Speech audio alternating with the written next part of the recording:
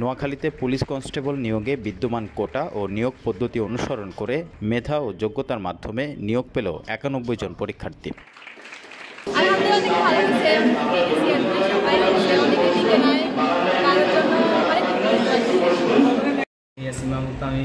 আমি বর্তমানে বাংলাদেশ পুলিশে জয়েন হতে পেরে নিজেকে খুব গর্বিত মনে করছি।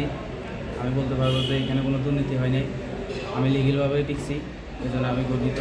বাংলাদেশ পুলিশ বাহিনীকে আমি অভিনন্দন জানাই।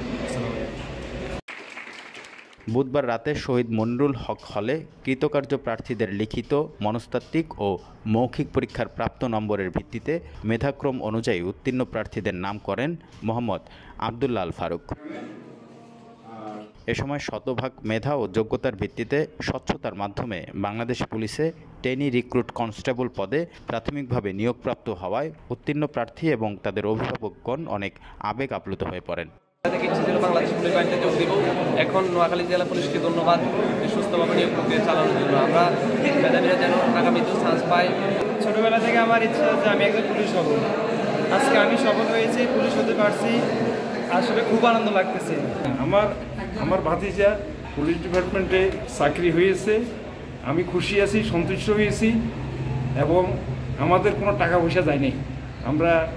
আমার ভাতিজা নিজের যোগ্যতা বলেই সে চাকরিটা হয়েছে।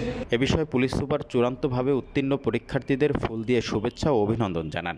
উত্তীর্ণ সকলকে প্রশিক্ষণ শেষে সততা, নিষ্ঠা ও পেশাদারিত্বের সহিত দেশ সেবার মনোভাব নিয়ে বাংলাদেশ পুলিশে কাজ করার আহ্বান জানান।